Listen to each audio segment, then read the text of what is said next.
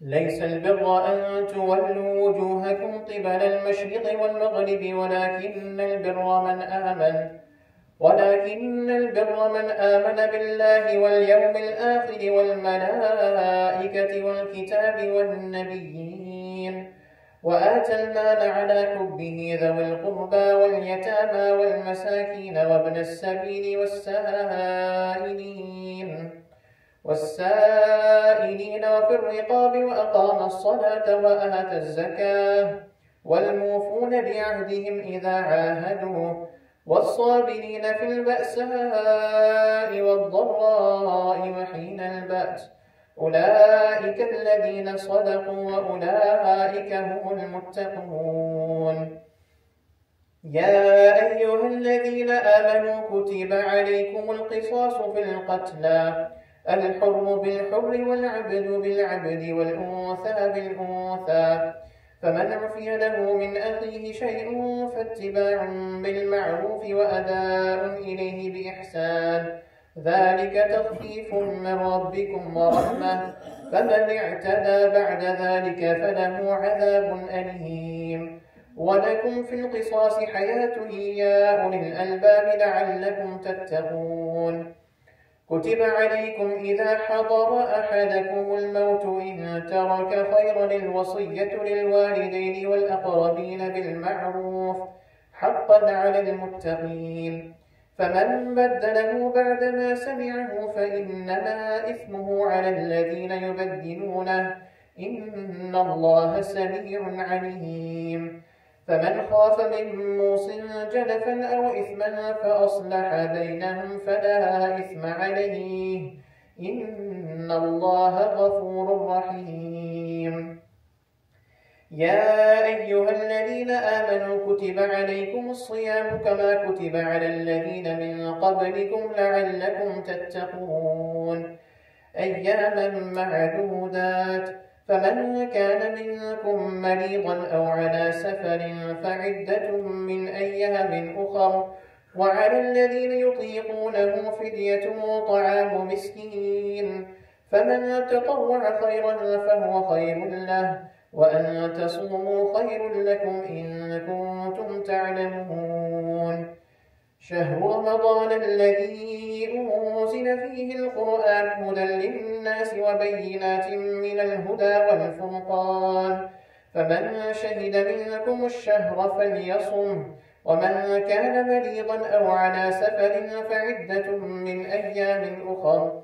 يريد الله بكم اليسر ولا يريد بكم العسر ولتكملوا العدة ولتكبروا الله على ما هداكم ولعلكم تشكرون. وإذا سألك عبادي عني فإني قريب أجيب دعوة الداع إذا دعاني فليستجيبوا لي وليؤمنوا بي لعلهم يرشدون. أحل لكم ليلة الصيام الرفث إلى نسائكم هن لباس لكم وأنتم لباس لهم علم الله أنكم كنتم تختانون أنفسكم فتاب عليكم وعفى عنكم فالآن باشروهن وابتغوا ما كتب الله لكم وكلوا واشربوا حتى يتبين لكم الخيط الأبيض من الخيط الأسود من الفجر ثم أتموا الصيام إلى الليل ولا تباشروهن وأنتم عاكفون في المساجد تلك حدود الله فلا تقربوها كذلك يبين الله آياته للناس لعلهم يتقون. ولا تأكلوا أموالكم بينكم بالباطل وتدلوا بها إلى الحكام لتأكلوا فريقا من أموال الناس بالإثم وأنتم تعلمون. يسألونك عن الأهلة قل هي مواقيت للناس والحج وليس البر بأن تأتوا البيوت من ظهورها ولكن البر من اتقى وأتوا البيوت من أبوابها واتقوا الله لعلكم تفلحون. وقاتلوا في سبيل الله الذين يقاتلونكم ولا تعتدوا إن الله لا يحب المعتدين. واقتلوهم حيث ثقفتموهم وأخرجوهم من حيث أخرجوكم والفتنة أشد من القتل ولا تقاتلوهم عند المسجد الحرام حتى يقاتلوكم فيه فإن قاتلوكم فاقتلوهم كذلك جزاء الكافرين فإن انتهوا فإن الله غفور رحيم وقاتلوهم حتى لا تكون فتنة ويكون الدين لله فإن انتهوا فلا عدوان إلا على الظالمين الشهر الحرام بالشهر الحرام والحرمات قصاص فمن اعتدى عليكم فاعتدوا عليه بمثل ما اعتدى عليكم واتقوا الله واعلموا أن الله مع المتقين وأنفقوا في سبيل الله ولا تلقوا بأيديكم إلى التهلكة وأحسنوا إن الله يحب المحسنين وأتموا الحج والعمرة لله فإن أحصرتم فما استيسر من الهدي ولا تحلقوا رؤوسكم حتى يبلغ الهدي مهله فمن كان منكم مريضا أو به أذى من رأسه ففدية من صيام أو صدقة أو نسك فإذا أمنتم فمن تمتع بالعمرة إلى الحج فما استيسر من الهدي فمن لم يجد فصيام 3 أيام في الحج و7 إذا رجعتم تلك 10 كاملة ذلك لمن لم يكن أهله حاضر المسجد الحرام واتقوا الله واعلموا أن الله شديد العقاب الحج أشهر معلومات فمن فرض فيهن الحج فلا رفث ولا فسوق ولا جدال في الحج وما تفعلوا من خير يعلمه الله وتزودوا فإن خير الزاد التقوى واتقون يا أولي الألباب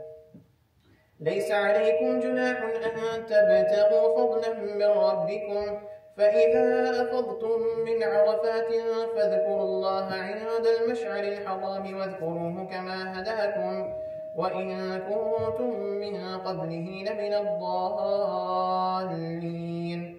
ثم أفيضوا من حيث أفاض الناس واستغفروا الله إن الله غفور رحيم فإذا قضيتم مناسككم فاذكروا الله كذكركم آباءكم أو أشد ذكرا فمن الناس من يقول ربنا آتنا في الدنيا وما له في الآخرة من خلاق ومنهم من يقول ربنا آتنا في الدنيا حسنة وفي الآخرة حسنة وقنا عذاب النار أولئك لهم نصيب مما كسبوا والله سريع الحساب واذكروا الله في أيام معدودات فمن تعجل في يومين فلا إثم عليه ومن تأخر فلا إثم عليه لمن اتقى واتقوا الله واعلموا أنكم إليه تحشرون ومن الناس من يعجبك قوله في الحياة الدنيا ويشهد الله على ما في قلبه وهو ألد الخصام وإذا تولى سعى في الأرض ليفسد فيها ويهلك الحرث والنسل والله لا يحب الفساد وإذا قيل له اتق الله أخذته العزة بالإثم فحسبه جهنم ولبئس المهاد ومن الناس من يشري نفسه ابتغاء مرضات الله والله رؤوف بالعباد يا أيها الذين آمنوا ادخلوا في السلم كافة ولا تتبعوا خطوات الشيطان إنه لكم عدو مبين فإن زللتم من بعد ما جاءتكم البينات فاعلموا أن الله عزيز حكيم هل ينظرون إلا أن يأتيهم الله في ظلل من الغمام والملائكة وقضي الأمر وإلى الله ترجع الأمور سل بني إسرائيل كم آتيناهم من آية بينة ومن يبدل نعمة الله من بعد ما جاءته فإن الله شديد العقاب زين للذين كفروا الحياة الدنيا ويسخرون من الذين آمنوا والذين اتقوا فوقهم يوم القيامة والله يرزق من يشاء بغير حساب. كان الناس أمة واحدة فبعث الله النبيين مبشرين ومنذرين وأنزل معهم الكتاب بالحق ليحكم بين الناس فيما اختلفوا فيه وما اختلف فيه إلا الذين أوتوه من بعد ما جاءتهم البينات بغيا بينهم فهدى الله الذين آمنوا لما اختلفوا فيه من الحق بإذنه والله يهدي من يشاء إلى صراط مستقيم. أم حسبتم أن تدخلوا الجنة ولما يأتكم مثل الذين خلوا من قبلكم مستهم البأساء والضراء وزلزلوا حتى يقول الرسول والذين آمنوا معه متى نصر الله ألا إن نصر الله قريب. يسألونك ماذا ينفقون قل ما أنفقتم من خير فللوالدين والأقربين واليتامى والمساكين وابن السبيل وما تفعلوا من خير فإن الله به عليم. كتب عليكم القتال وهو كره لكم وعسى أن تكرهوا شيئا وهو خير لكم وعسى أن تحبوا شيئا وهو شر لكم والله يعلم وأنتم لا تعلمون. يسألونك عن الشهر الحرام قتال فيه قل قتال فيه كبير وصد عن سبيل الله وكفر به والمسجد الحرام وإخراج أهله منه أكبر عند الله والفتنة أكبر من القتل ولا يزالون يقاتلونكم حتى يردوكم عن دينكم إن استطاعوا ومن يرتد منكم عن دينه فيمت وهو كافر فأولئك حبطت أعمالهم في الدنيا والآخرة وأولئك أصحاب النار هم فيها خالدون. إن الذين آمنوا والذين هاجروا وجاهدوا في سبيل الله أولئك يرجون رحمة الله والله غفور رحيم. يسألونك عن الخمر والميسر قل فيهما إثم كبير ومنافع للناس وإثمهما أكبر من نفعهما ويسألونك ماذا ينفقون قل العفو كذلك يبين الله لكم آياته لعلكم تتفكرون في الدنيا والآخرة. ويسألونك عن اليتامى قل إصلاح لهم خير وإن تخالطوهم فإخوانكم والله يعلم المفسد من المصلح ولو شاء الله لأعنتكم إن الله عزيز حكيم. ولا تنكحوا المشركات حتى يؤمنوا ولأمة مؤمنة خير من مشركة ولو أعجبتكم ولا تنكحوا المشركين حتى يؤمنوا ولعبد مؤمن خير من مشرك ولو أعجبكم أولئك يدعون إلى النار والله يدعو إلى الجنة والمغفرة بإذنه ويبين آياته للناس لعلهم يتذكرون. ويسألونك عن المحيض قل هو أذى فاعتزلوا النساء في المحيض ولا تقربوهن حتى يطهرن فإذا تطهرن فأتوهن من حيث أمركم الله إن الله يحب التوابين ويحب المتطهرين. نساؤكم حرث لكم فأتوا حرثكم أنى شئتم وقدموا لأنفسكم واتقوا الله واعلموا أنكم ملاقوه وبشر المؤمنين. ولا تجعلوا الله عرضة لأيمانكم أن تبروا وتتقوا وتصلحوا بين الناس والله سميع عليم. لا يؤاخذكم الله باللغو في أيمانكم ولكن يؤاخذكم بما كسبت قلوبكم والله غفور حليم. للذين يؤلون من نسائهم تربص 4 أشهر فإن فاءوا فإن الله غفور رحيم. وإن عزموا الطلاق فإن الله سميع عليم. والمطلقات يتربصن بأنفسهن 3 قروء ولا يحل لهن أن يكتمن ما خلق الله في أرحامهن إن كن يؤمن بالله واليوم الآخر وبعولتهن أحق بردهن في ذلك إن أرادوا إصلاحا ولهن مثل الذي عليهن بالمعروف وللرجال عليهن درجة والله عزيز حكيم. الطلاق 2 فإمساك بمعروف أو تسريح بإحسان ولا يحل لكم أن تأخذوا مما آتيتموهن شيئا إلا أن يخافا ألا يقيما حدود الله فإن خفتم ألا يقيما حدود الله فلا جناح عليهما فيما افتدت به تلك حدود الله فلا تعتدوها ومن يتعد حدود الله فأولئك هم الظالمون. فإن طلقها فلا تحل له من بعد حتى تنكح زوجا غيره فإن طلقها فلا جناح عليهما أن يتراجعا إن ظنا أن يقيما حدود الله وتلك حدود الله يبينها لقومه يعلمون.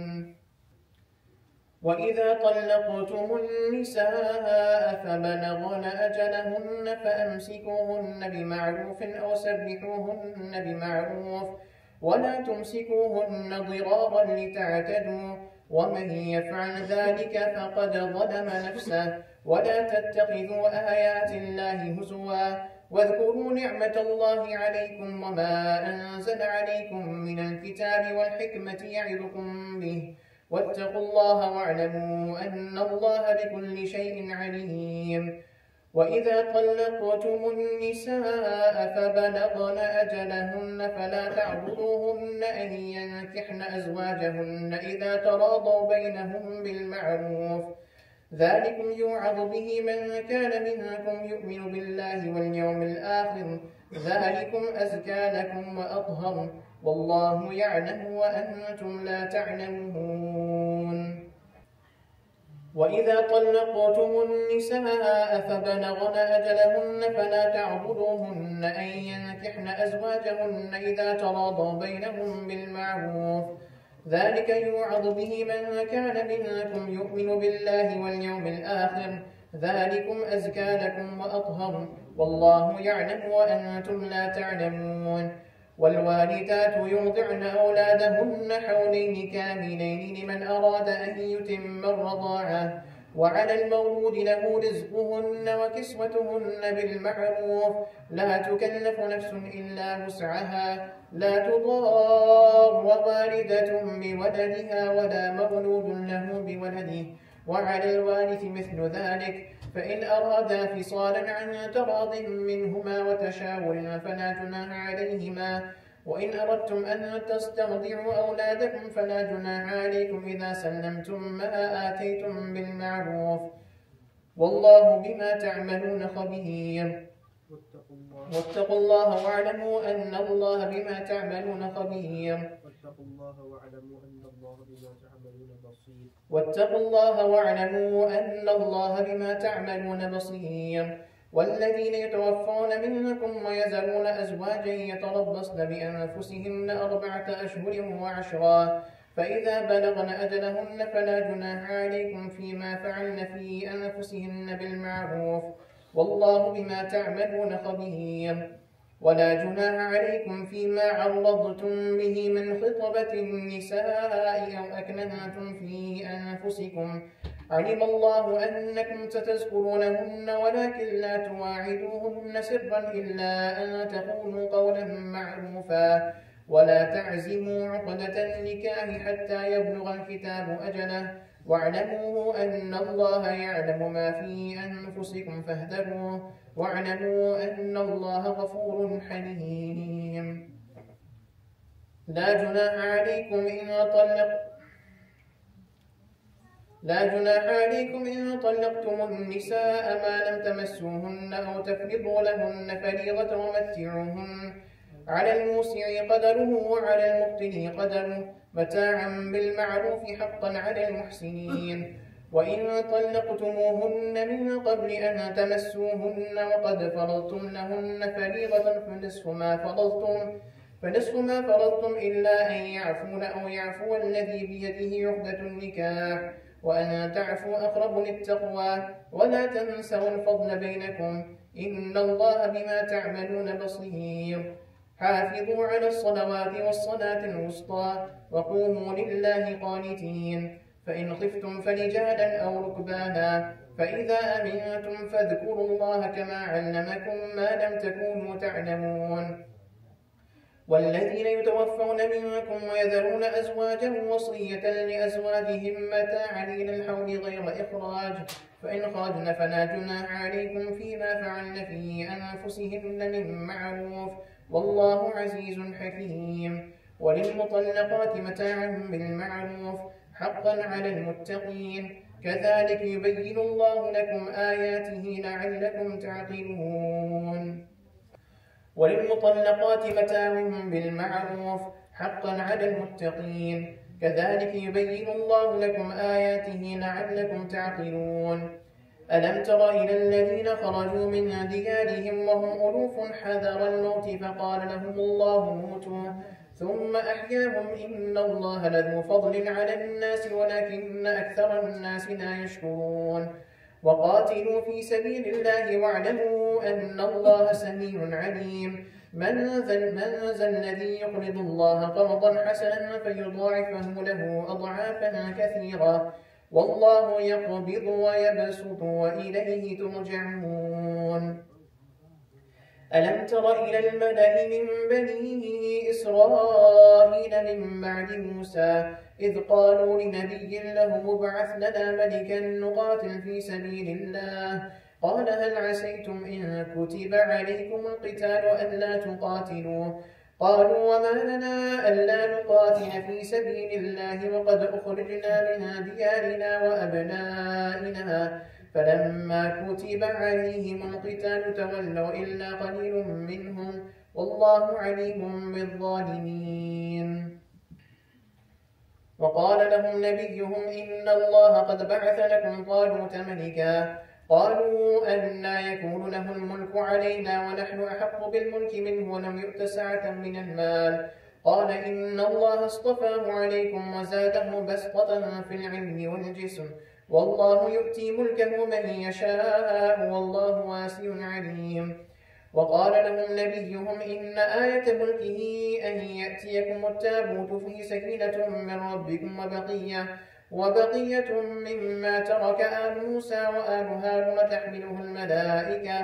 إن في ذلك لآية لكم إن كنتم مؤمنين فلما فصل طالوت بالجنود قال إن الله مبتليكم بنهر فمن شرب منه فليس مني ومن لم يطعمه فإنه مني إلا من اغترف غرفة بيده فشربوا منه إلا قليلا منهم فلما جاوزه هو والذين آمنوا معه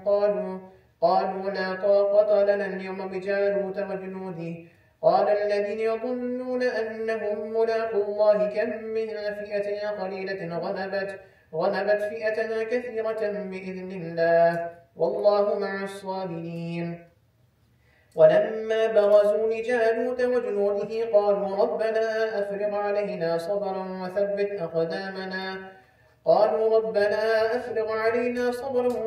أقدامنا وانصرنا على القوم الكافرين فهزموهم بإذن الله وقتل داود جالوت وآتاه الله الملك والحكمة وعلمه مما يشاء ولولا دفع الله الناس بعضهم ببعض لفسدت الأرض ولكن الله ذو فضل على العالمين تلك آيات الله نتلوها عليك بالحق وإنك لمن المرسلين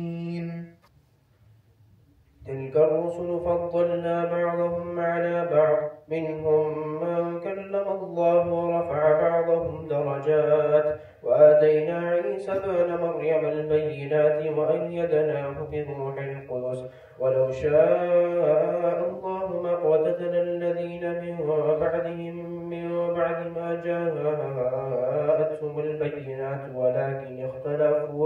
ولكن اختلفوا فمنهم من آمن ومنهم من كفر ولو شاء الله ما اقتتلوا ولكن الله يفعل ما يريد. يا أيها الذين آمنوا أنفقوا مما رزقناكم من قبل أن يأتي يوم لا بيع فيه ولا خلة ولا شفاعة والكافرون هم الظالمون. الله لا إله إلا هو الحي القيوم لا تأخذه سنة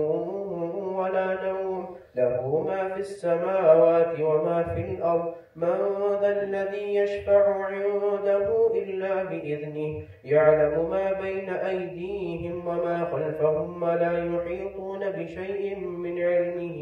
إلا بما شاء وسع كرسيه السماوات والأرض ولا يئوده حفظهما وهو العلي العظيم. لا إكراه في الدين قد تبين الرشد من الغي فمن يكفر بالطاغوت ويؤمن بالله فقد استمسك بالعروة الوثقى لا انفصام لها والله سميع عليم. الله ولي الذين آمنوا يخرجهم من الظلمات إلى النور والذين كفروا أولياءهم الطاغوت يخرجونهم من النور إلى الظلمات أولئك أصحاب النار هم فيها خالدون. ألم تر إلى الذي حاج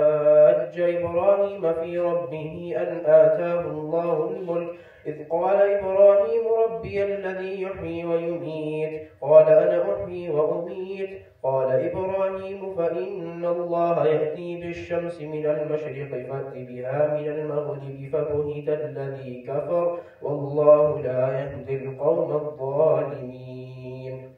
أو كالذي مر على قرية وهي خاوية على عروشها قال أنى يحيي هذه الله بعد موتها فأماته الله 100 عام ثم بعثه قال كم لبثت قال لبثت يوما أو بعض يوم قال بل لبثت 100 عام فانظر إلى طعامك وشرابك لم يتسنه وانظر إلى حمارك ولنجعلك آية للناس وانظر إلى العظام كيف ننشزها ثم نكسوها لحما فلما تبين له قال أعلم أن الله على كل شيء قدير. وإذ قال إبراهيم رب أرني كيف تحيي الموتى قال أولم تؤمن قال بلى ولكن ليطمئن قلبي قال فخذ 4 من الطير فصرهن إليك ثم اجعل على كل جبل منهن جزءا ثم ادعهن يأتينك سعيا واعلم أن الله عزيز حكيم. مثل الذين ينفقون أموالهم في سبيل الله كمثل حبة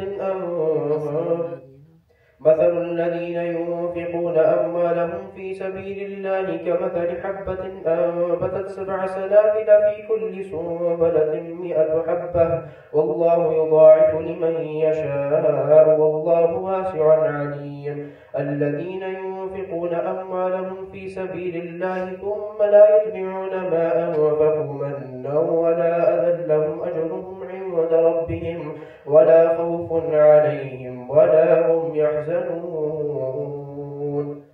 مثل الذين ينفقون أموالهم في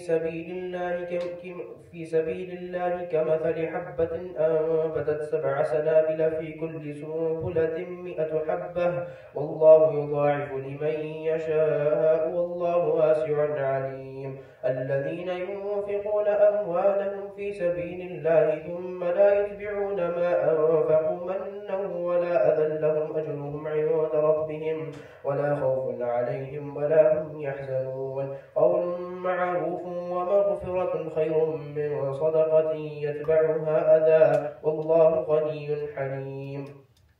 يا أيها الذين آمنوا لا تبطلوا صدقاتكم بالمن والأذى كالذي ينفق ماله رئاء الناس ولا يؤمن بالله واليوم الآخر فمثله كمثل صفوان عليه تراب فأصابه وابل فتركه صلدا لا يقدرون على شيء مما كسبوا والله لا يهدي القوم الكافرين. ومثل الذين ينفقون أموالهم ابتغاء مرضات الله وتثبيتا من أنفسهم كمثل جنة بربوة أصابها وابل فآتت أكلها ضعفين فإن لم يصبها وابل فطل والله بما تعملون بصير. أيود أحدكم أن تكون له جنة من نخيل وأعناب تجري من تحتها الأنهار له فيها من كل الثمرات فأصابها الكبر وله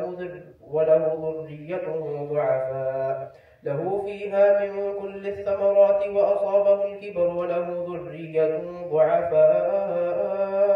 فأصابها إعصار فيه نار فاحترقت كذلك يبين الله لكم الآيات لعلكم تتفكرون. يا أيها الذين آمنوا أنفقوا من طيبات ما كسبتم ومما أخرجنا لكم من الأرض ولا تيمموا الخبيث منه تنفقون ولستم بآخذيه إلا أن تغمضوا فيه واعلموا أن الله غني حميد. الشيطان يعدكم الفقر ويأمركم بالفحشاء والله يعدكم مغفرة منه وفضلا والله واسع عليم. يؤتي الحكمة من يشاء ومن يؤت الحكمة فقد أوتي خيرا كثيرا وما يذكر إلا أولو الألباب. وما أنفقتم من نفقة أو نذرتم من نذر فإن الله يعلمه وما للظالمين من أنصار. إن تبدوا الصدقات فنعما هي وإن تخفوها وتؤتوها الفقراء فهو خير لكم ويكفر عنكم من سيئاتكم والله بما تعملون خبير. ليس عليك هداهم ولكن الله يهدي من يشاء وما تنفقوا من خير فلأنفسكم وما تنفقون إلا ابتغاء وجه الله وما تنفقوا من خير يوفى إليكم وأنتم لا تظلمون. للفقراء الذين أحصروا في سبيل الله لا يستطيعون ضربا في الأرض يحسبهم الجاهل أغنياء من التعفف تعرفهم بسيماهم لا يسألون الناس إلحافا وما تنفقوا من خير فإن الله به عليم.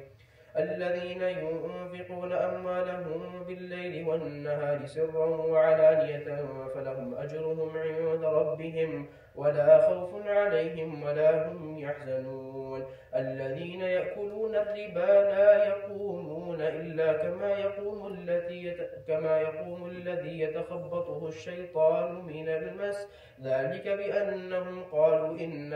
إنما البيع مثل الربا وأحل الله البيع وحرم الربا. فمن جاءه موعظة من ربه فانتهى فله ما سلف وأمره إلى الله ومن عاد فأولئك أصحاب النار هم فيها خالدون. يمحق الله الربا ويربي الصدقات والله لا يحب كل كفار أثيم. إن الذين آمنوا وعملوا الصالحات وأقاموا الصلاة وآتوا الزكاة لهم أجرهم عند ربهم ولا خوف عليهم ولا هم يحزنون.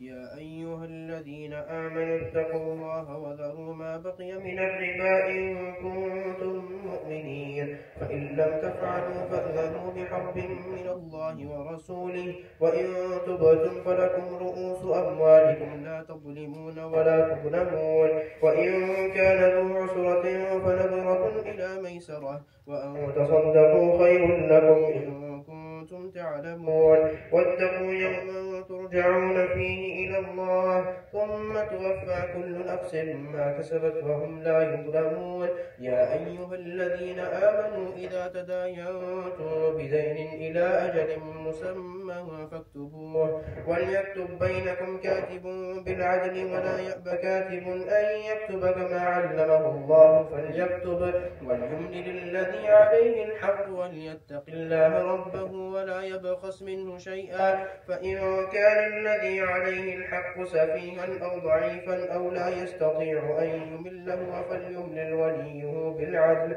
واستشهدوا شهيدين من رجالكم فإن لم يكونا رجلين فرجل وامرأتان ممن ترضون من الشهداء أن تضل إحداهما فتذكر إحداهما الأخرى ولا يأبى الشهداء إذا ما دعوا ولا تسأموا أن تكتبوه صغيرا أو كبيرا إلى أجله ذلكم أقسط عند الله وأقوم للشهادة وأدنى ألا ترتابوا إلا أن تكون تجارة حاضرة تديرونها بينكم فليس عليكم جناح ألا تكتبوها وأشهدوا إذا تبايعتم ولا يضار كاتب ولا شهيد وإن تفعلوا فإنه فسوق بكم واتقوا الله ويعلمكم الله والله بكل شيء عليم وإن كنتم على سفر ولم تجدوا كاتبا فرهان مقبوضة فإن أمن بعضكم بعضا فليؤدي الذي اؤتمن أمانته وليتق الله ربه ولا تكتم الشهادة ومن يكتمها فإنه آثم قلبه والله بما تعملون عليم لله ما في السماوات وما في الأرض وإن تبدوا ما في أنفسكم أو تخفوه يحاسبكم به الله ويغفر لمن يشاء ويعذب من يشاء والله على كل شيء قدير آمن الرسول بما أنزل إليه من ربه والمؤمنون كل آمن بالله وملائكته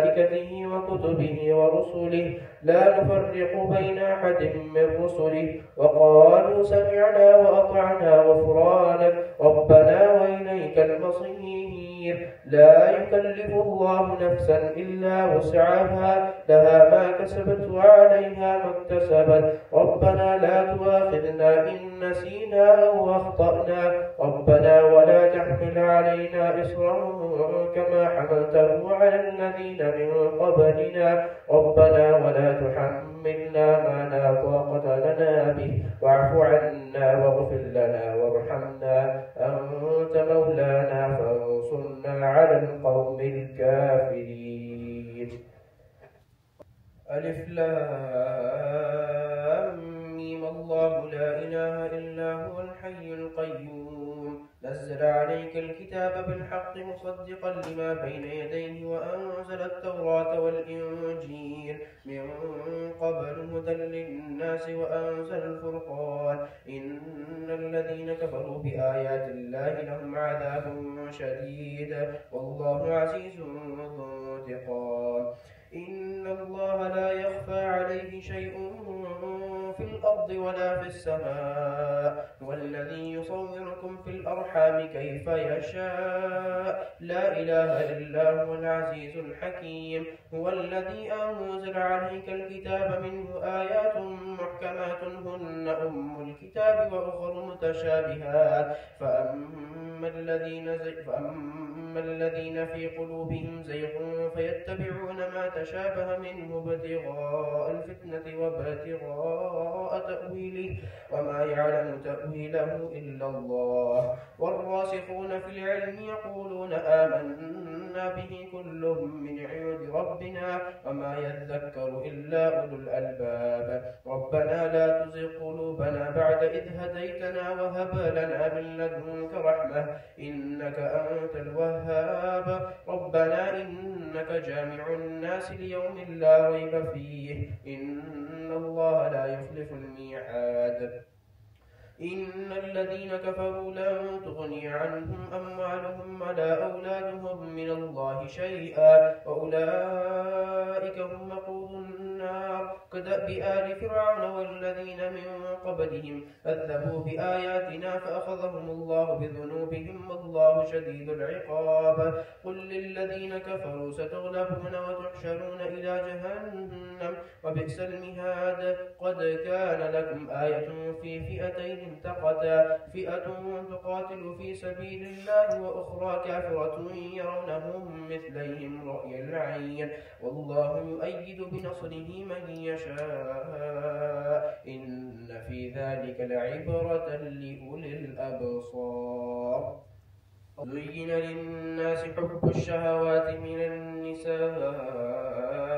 والبنين والقناطير المقنطرة من الذهب والفضة والخيل المسومة والأنعام والحرث ذلك متاع الحياة الدنيا والله عنده حسن المآب. قل أنبئكم بخير من ذلكم الذين اتقوا عند ربهم جنات تجري من تحتها الأنهار خالدين فيها وأزواج مطهرة ورضوان من الله والله بصير بالعباد. الذين يقولون ربنا إننا آمنا فاغفر لنا ذنوبنا وقنا عذاب النار. الصابرين والصادقين والقانتين والمنفقين بالأسحار. الصابرين والصادقين والقانتين والمنفقين والمستغفرين بالأسحار. شهد الله أنه لا إله إلا هو والملائكة وأولو العلم قائما بالقسط. لا إله إلا هو العزيز الرحيم. لا إله إلا هو العزيز الحكيم. إن الدين عند الله الإسلام وما اختلف الذين أوتوا الكتاب إلا من بعد ما جاءهم العلم بغيا بينهم ومن يكفر بآيات الله فإن الله سريع الحساب. فإن حاجوك فقل أسلمت وجهي لله ومن اتبعن وقل للذين أوتوا الكتاب والأميين أأسلمتم فإن أسلموا فقد اهتدوا وإن تولوا فإنما عليك البلاغ والله بصير بالعباد.